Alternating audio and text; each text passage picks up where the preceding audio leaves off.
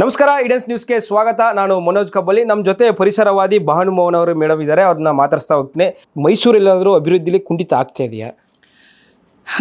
ನನಗೆ ಅದೇ ಒಂದು ಕಡೆ ಏನಂದರೆ ನಮ್ಮ ಜನಕ್ಕೆ ಏನೋ ಒಂದು ಪ್ರಾಬ್ಲಮ್ ಆದರೆ ಕಾರ್ಪೊರೇಟ್ರಿಗೆ ಹೇಳಿದ್ರೆ ಮಾಡಿಕೊಡ್ತಾರೆ. ಕಾರ್ಪೊರೇಟ್ರ್ ಯಾಕೆ ಮಾಡಿಕೊಡ್ತಾರೆ ಅಂದರೆ ನೆಕ್ಸ್ಟು ಓಟ್ ಬೇಕಲ್ಲ ಅನ್ನೋ ವಿಚಾರಕ್ಕೆ ಅವ್ರ ಜೊತೆ ಸಂಗಡಿಗಳು ಇರ್ತಾರೆ, ಮಾಡಿಕೊಡ್ತಾರೆ. ಹಂಗಾಗಿ ಒಂದು ಕಡೆ ಬೇಕು ಅನಿಸುತ್ತೆ, ಇನ್ನೊಂದು ಕಡೆ ಕಾರ್ಪೊರೇಟ್ರ್ ಇದ್ದರೂ ಅದೇ ಕೆಲಸ, ಅಧಿಕಾರಿಗಳಿದ್ರು ಅದೇ ಕೆಲಸ. ಎಲ್ಲೋ ಒಂದೊಂದು ಕಡೆ ತುಂಬ ಅವ್ರಿಗೆ ಬೇಕಾದವ್ರು ಇದ್ದರೆ, ಇನ್ನೊಂದಿದ್ರೆ ಅವ್ರು ಕೆಲಸ ಮಾಡಿಕೊಡ್ತಾರೆ, ಇಲ್ಲದೆ ಹೋದರೆ ಅವರು ಕೂಡ ಮಾಡಿಕೊಡಲ್ಲ. ಅದೇ ನೀವು ಕಾರ್ಪೊರೇಷನ್ ಬೇಕು, ಕಾರ್ಪೊರೇಟ್ ಎಲೆಕ್ಷನ್ ಬೇಕು ಅನ್ನೋ ವಿಚಾರಕ್ಕೆ ಹೇಳ್ತೀನಿ. ಒಂದೊಂದು ವಿಚಾರದಲ್ಲಿ ಅದೇ ಈಗ ಅಧಿಕಾರಿಗಳು ಹೆಂಗೆ ಅಂದರೆ ಅವರು ಕೈಗೆ ಸಿಗಲ್ಲ. ಮೀಟಿಂಗ್ ಹೋಗಿದ್ದಾರೆ ಅಂತಾರೆ, ಇಲ್ಲ ಸ್ಪಾಟ್ ನೋಡೋಕ್ಕೆ ಹೋಗಿದ್ದಾರೆ ಅಂತಾರೆ. ಸೊ ಅವ್ರು ಇದ್ದಾಗಲೇ ಹೋಗಬೇಕು. ಕಾರ್ಪೊರೇಟ್ರ್ ಅಂದರೂ ಅವ್ನು ಫೋನ್ ಎತ್ತಲೇಬೇಕಿಲ್ಲ, ನೆಕ್ಸ್ಟ್ ಯಾರು ಓಟ್ ಹಾಕಲ್ಲ. ಸೊ ಆ ಉದ್ದೇಶದಿಂದ ನಾವು ಕಾರ್ಪೊರೇಟ್ ಬೇಕು ಅಂತ ಎಲ್ಲ ಜನ ಬಯಸ್ತಾರೆ. ಸೊ ಹಂಗಾಗಿ ನಾವು ಹೋರಾಟದಲ್ಲಿ ಇಳಿದ್ಬಿಟ್ಟು ಯಾರೋ ಬೇಡ, ಇದಕ್ಕೇನು ಮಾಡಬೇಕು ಅಂದರೆ ರಾಜರ ಆಳ್ವಿಕೆ ಮಾಡ್ತಿದ್ರಲ್ಲ ಅದು ಬೇಕು, ಇಲ್ಲಾಂದರೆ ಇಂಗ್ಲೀಷ್ ಅವರು ಚಾಟಿ ಕೊಡ್ತಿದ್ರಲ್ಲ ಅದೇ ಬೇಕು ಅಂತ ಅನಿಸುತ್ತೆ ಈ ಜನಗಳ ಪರಿಸ್ಥಿತಿ ನೋಡಿದಾಗ. ಮೈಸೂರನ್ನ ಬೃಹತ್ ಮೈಸೂರು ಮಾಡಬೇಕು ಅಂತ ಕೂತಿದ್ದಾರೆ ರಾಜಕೀಯ ವ್ಯಕ್ತಿಗಳು. ಈ ವಿಚಾರವಾಗಿ ನೀವೇನು ಹೇಳ್ತೀರಾ? ಇರೋ ಮೈಸೂರಿಗೆ ನೀರಿರ್ಬೋದು, ರೋಡ್ ಇರ್ಬೋದು, ಒಂದು ಉದ್ಯಾನವನ ಇರ್ಬೋದು, ಸರಿ ಮಾಡೋಕ್ಕಾಗ್ತಾಯಿಲ್ಲ. ಸ್ವಂತ ಮನೆ ಇಲ್ಲದೆ ಇರೋರಿಗೆ ಒಂದು ಸೂರು ಕೂಡ ಒಂದು ತೋರಿಸ್ತಿಲ್ಲ. ಎಲ್ಲ ನೋಡಿದ್ರೆ 10 ಅಪಾರ್ಟ್ಮೆಂಟ್ಗಳ ಥರ ಕಟ್ಬಿಟ್ಟಿದ್ದಾನೆ, ಅಲ್ಲಿ ಸರಿಯಾಗಿ ವ್ಯವಸ್ಥೆ ಇಲ್ಲ. ಇವ್ರು ತಾನೇ ಹೋಗ್ತಾರೆ ಆ ಥರದಲ್ಲಿ, ಯಾರೂ ಹೋಗಲ್ಲ. ಸರ್ಕಾರದಿಂದ ಕೊಡೋವಂಥ ಮನೆಗಳಲ್ಲಿ ಯಾರು ವಾಸ ಇದ್ದಾರೆ? ಯಾರೂ ವಾಸ ಇರೋದಕ್ಕಾಗಲ್ಲ. ಅಂಥದ್ರಲ್ಲಿ ಮೈಸೂರನ್ನೇ ಇವ್ರು ಮೇಂಟೆನೆನ್ಸ್ ಮಾಡೋಕ್ಕಾಗದೇ ಇರೋರು ಬೃಹತ್ ಮೈಸೂರು ಮಾಡ್ಬಿಟ್ಟು ಏನು ಮಾಡ್ತಾರೆ? ಆ ಬೃಹತ್ ಮೈಸೂರು ಮಾಡಿದಾಗ ಪೆರಿಪೆಲ್ ರಿಂಗ್ ರೋಡ್ ಮಾಡ್ತೀನಿ ಅಂತ ಹೋಗ್ತಾರೆ. ಆವಾಗ ಎಷ್ಟು ಗದ್ದೆ, ಹೊಲ, ತೋಟ, ಮನೆಗಳು ಎಲ್ಲ ಎಷ್ಟು ಹಾಳಾಗುತ್ತೆ ಅಲ್ವಾ?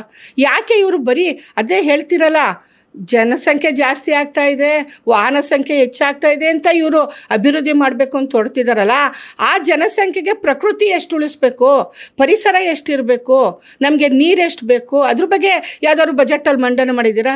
ಈಗ ಇರೋ ಕಾಡನ್ನೇ ನುಂಗ್ತಾ ಹೋಗ್ತಾ ಇದ್ದಾರೆ ಈ ರಾಜಕಾರಣಿಗಳು, ಫಿಲಮ್ ಆ್ಯಕ್ಟ್ರುಗಳು. ನಾವಲ್ಲಿ ಪರ್ಚೇಸ್ ಮಾಡಿದ್ವಿ, ಅವ್ನು ಪರ್ಚೇಸ್ ಮಾಡಿದ್ಯಪ್ಪ, ನೀನು ಇರೋಕ್ಕೊಂದು ಮನೆ ಕಟ್ಕೋ, ರೆಸಾರ್ಟ್ ಅಂತೆ, ಅದು ಏನೇನೋ ಎಲ್ಲ ಇಂಗ್ಲೀಷ್ ಹೆಸರುಗಳು, ಆ ಥರ ಸಂಜೆ ಈವೆಂಟ್ಗಳು ಮಾಡ್ಕೊಳ್ಳೋದಂತೆ, ಇವೆಲ್ಲ ಮಾಡಿಕೊಂಡು ಒತ್ತುವರಿ ಮಾಡ್ತಾಯಿದ್ದಾರೆ. ಇವ್ರು ಯಾವುದಾದ್ರು ಬಜೆಟಲ್ಲಿ ಒಂದು ಉದ್ಯಾನವನ ಎಕ್ಸ್ಟ್ರಾ, ಒಂದು ಕಾಡು, ಕಿರು ಅರಣ್ಯ ಮಾಡ್ತೀವಿ ಅಂತ ಹೇಳ್ತಾರೆ. ಎಲ್ಲಾದರೂ ಮಾಡಿದ್ದೀರಾ? ನಮ್ಮ ಈಗಿನ ಅರಣ್ಯ ಸಚಿವರು ಸುಮಾರು ಒತ್ತುವರಿ ಆಗಿರೋದೆಲ್ಲ ಬಿಡಿಸಿದ್ದಾರೆ. ಒಂದು ಕಡೆ ಅವ್ರಿಗೆ ಧನ್ಯವಾದಗಳು. ಸೊ ಒತ್ತುವರಿ ಮಾಡಿದ್ರೂ ನಾನು ಹೇಳೋದು, ಇಲಾಖೆಗಳವರು ಮೂಡ ಇರ್ಬೋದು, ಕಾರ್ಪೊರೇಷನ್ ಇರ್ಬೋದು, ಅರಣ್ಯಕ್ಕೆ ಸಂಬಂಧಪಟ್ಟ ಅವ್ರ ಜಾಗಕ್ಕೆ ಬೇಲಿ ಹಾಕಬೇಕು, ನಿರ್ಬಂಧಿತ ಪ್ರದೇಶ ಅಂತ ಹಾಕಬೇಕು. ಅಲ್ಲಿ ಸ್ವಲ್ಪ ಗಿಡ ಮರ ಹಾಕ್ಕೊಂಡು ಮೇಂಟೆನೆನ್ಸ್ ಮಾಡಬೇಕು.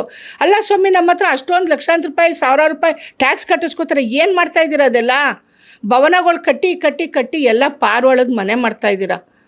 ಭವನಗಳು ಕಟ್ಟಿ ಒಂದೇ ಕಡೆ, ನಾನು ಹೇಳ್ತೀನಿ, ಒಂದೇ ದೊಡ್ಡ ಒಂದು ಭವನದಲ್ಲಿ ಎಲ್ಲ ವ್ಯಕ್ತಿಗಳ್ದು ಅವ್ರದ್ದೊಂದು ಸ್ಟ್ಯಾಚ್ಯೂ ಇಟ್ಬಿಟ್ಟು ಆ ವ್ಯಕ್ತಿಗಳು ಏನೇನು ಮಾಡಿದ್ದಾರೆ ಅದ್ರ ಬಗ್ಗೆ ವಿಚಾರ ಕೊಟ್ಟರೆ ಅದೊಂದು ಮ್ಯೂಸಿಯಂ ಥರ ಆಗುತ್ತೆ, ನೋಡ್ಬೋದು. ಅದು ಬಿಟ್ಬಿಟ್ಟು ಎಲ್ಲ ಕಡೆ ಜಾಗಗಳಲ್ಲಿ ಭವನಗಳು ಕಟ್ಕೊಂಡು ಅಲ್ಲಿ ಪರಿಸರ ನಾಶ ಮಾಡಿ, ಆಮೇಲೆ ಅಲ್ಲಿ ನಾಯಿ ಮಲ್ಕೊಂಡು ಗಲೀಜು ಮಾಡಿ ಅದನ್ನು ಮೇಂಟೈನ್ ಮಾಡಿದೆ, ಆಮೇಲೆ ನಿಮ್ಮ ಮಾಧ್ಯಮದಲ್ಲಿ ನಾವು ಅದನ್ನೇ ನೋಡಬೇಕಾದ ಪರಿಸ್ಥಿತಿ ಬರ್ತಾಯಿದೆ. ಯಾಕೆ ನಮ್ಮ ಸಾರ್ವಜನಿಕರ ಹಣನ ಈ ರೀತಿ ಪೋಲ್ ಮಾಡ್ತಾಯಿದ್ದೀರಾ? ಸಾರ್ವಜನಿಕರಿಗೆ ಅನುಕೂಲ ಆಗೋ ಅಂಥದ್ದನ್ನು ಮಾಡಿ. ಸುಪ್ರೀಂ ಕೋರ್ಟ್ ಆದೇಶನೇ ಇದೆ, ಸರ್ಕಲ್ಗಳಲ್ಲಿ ಸ್ಟ್ಯಾಚ್ಯೂ ಇಡಬಾರ್ದು. ಏನು ಮಾಡ್ತಾಯಿದ್ದಾರೆ? ಏನಾದ್ರು ಕೇಳೋಕ್ಕೆ ಹೋದರೆ ಇವರು ವಿರೋಧಿಗಳು. ನಾವೇನೂ ಕೇಳೋಕ್ಕೋಗಲ್ಲ. ಎಲ್ಲೇ ಆಗಲಿ, ಜಿಲ್ಲಾಧಿಕಾರಿ ಕಚೇರಿಲಿ, ಇನ್ನೊಂದು ಕಡೆ ಅಲ್ಲೂ ಅವ್ರದ್ದು ಇರಬೇಕು. ನಾನು ಹೇಳೋದದೇ, ಯಾವುದಾದ್ರು ಒಂದು ಎಕರೆ ಪ್ರದೇಶದಲ್ಲಿ ಒಂದು ದೊಡ್ಡ ಭವನನೇ ಕಟ್ಬಿಟ್ಟು ಎಲ್ಲ ವ್ಯಕ್ತಿಗಳು, ಎಲ್ಲ ಮಹನೀಯರದು, ಎಲ್ಲ ಕವಿಗಳದ್ದು, ಹೋರಾಟ ಮಾಡಿರೋರದು, ಅಂದರೆ ನಾವಲ್ಲ ಹಿಂದೆ ಮಾಡಿರೋರ್ದೆಲ್ಲ ಅವ್ರದ್ದೊಂದು ಇಟ್ಬಿಟ್ಟಿರೋ ಅವ್ರದ್ದು ವಿಚಾರಗಳು ನಮ್ಗೆ ಕೊಡಿ, ಮಂಡನೆ ಮಾಡಿ. ಅದನ್ನೆಲ್ಲ ಅವರು ಮೊಬೈಲಲ್ಲಿ ಹಾಕ್ಕೊಂಡು ಬಿಟ್ಕೊಳ್ಳಿ. ಈಗ ಹಂಗಾಗ್ತಿದೆ, ಎಲ್ಲ ಮೊಬೈಲಲ್ಲೇ ಬಂದ್ಬಿಡುತ್ತೆ. ನಮಗೆ ರಾಷ್ಟ್ರ ಕುವೆಂಪು ಅವ್ರದ್ದು ಬೇಕು ತೆಗೆದ ತಕ್ಷಣ ಪೂರ್ತಿ ಹಿಸ್ಟ್ರಿ ಬರುತ್ತೆ.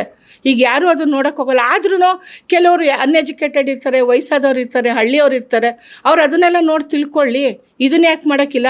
ಏನು ಎಲ್ಲ ಕಂಪ್ಯೂಟ್ರಲ್ಲೇ ಮಾಡೋದಕ್ಕಾಗುತ್ತಾ? ಎಲ್ಲ ಕಂಪ್ಯೂಟ್ರಲ್ಲೂ ಅಕ್ಕಿ ಉದುರ್ಸೋಕ್ಕಾಗುತ್ತಾ? ನಾನು ಇದನ್ನೇ ಹೇಳೋದು, ಕಂಪ್ಯೂಟ್ರ್ ಬೇಕು, ಟೆಕ್ನಾಲಜಿ ಇಂಪ್ರೂವ್ ಆಗಿದೆ, ಊಟ ಮಾಡೋಕ್ಕೆ ಗದ್ದೆ ಬೇಕೇ ಬೇಕು. ಸೊ ಹಾಗಾಗಿ ಬೃಹತ್ ಮೈಸೂರು ಬೇಡ, ನಮ್ಮ ಇರೋ ಮೈಸೂರು ಇದ್ದಾಗೆ ಇರಲಿ ಅಂತ ನನ್ನ ಅನಿಸಿಕೆ ಸರ್.